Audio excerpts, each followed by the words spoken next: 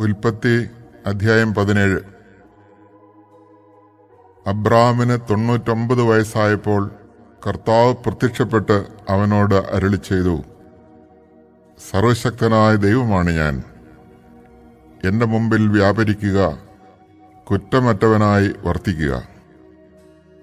നീയുമായി ഞാൻ എൻ്റെ ഉടമ്പടി സ്ഥാപിക്കും.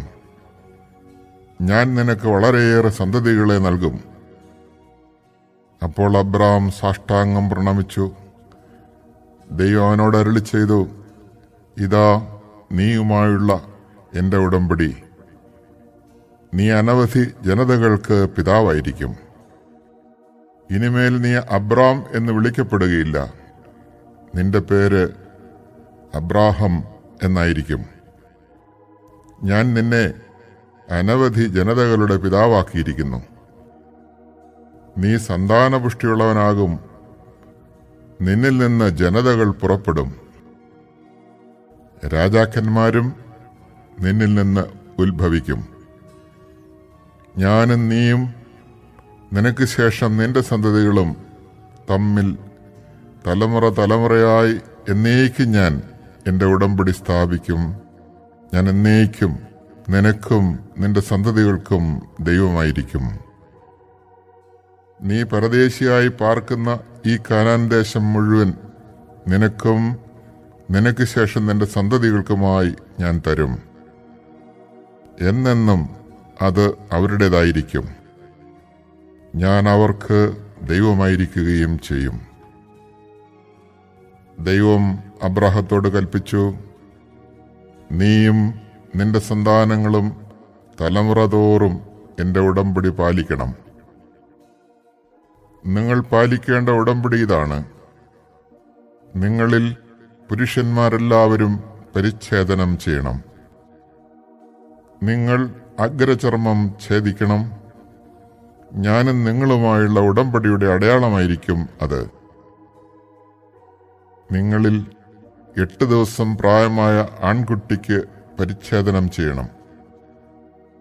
നിന്റെ വീട്ടിൽ പിറന്നവനോ നിന്റെ സന്താനങ്ങളിൽ പെടാത്ത വിലയ്ക്ക് വാങ്ങിയ പരദേശിയോ ആകട്ടെ, തലമുറ തോറും എല്ലാ പുരുഷന്മാർക്കും പരിച്ഛേദനം ചെയ്യണം. നിന്റെ വീട്ടിൽ പിറന്നവനും നീ വിലയ്ക്ക് വാങ്ങിയവനും പരിച്ഛേദനം ചെയ്യപ്പെടണം.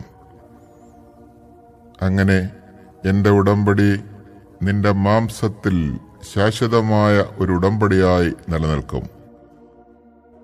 പരിച്ഛേദനം ചെയ്യപ്പെടാത്ത പുരുഷനെ സമൂഹത്തിൽ നിന്ന് പുറന്തള്ളണം. അവൻ എൻ്റെ ഉടമ്പടി ലംഘിച്ചിരിക്കുന്നു. ദൈവം അബ്രാഹത്തോട് അരുളിച്ചെയ്തു, നിന്റെ ഭാര്യ സാറായിയെ ഇനിമേൽ സാറായി എന്നല്ല വിളിക്കേണ്ടത്. അവളുടെ പേര് സാറ എന്നായിരിക്കും. ഞാൻ അവളെ അനുഗ്രഹിക്കും. അവളിൽ നിന്ന് ഞാൻ നിനക്കൊരു പുത്രനെ തരും. അവളെ ഞാൻ അനുഗ്രഹിക്കും. അവൾ ജനതകളുടെ മാതാവാകും. അവളിൽ നിന്ന് ജനതകളുടെ രാജാക്കന്മാർ ഉത്ഭവിക്കും. അപ്പോൾ അബ്രാഹം കമിഴ്ന്നു വീണ് ചിരിച്ചുകൊണ്ട് ആത്മഗതം ചെയ്തു, 100 വയസ്സ് തികഞ്ഞവന് കുഞ്ഞ് ജനിക്കുമോ? 90 എത്തിയ സാറ ഇനി പ്രസവിക്കുമോ?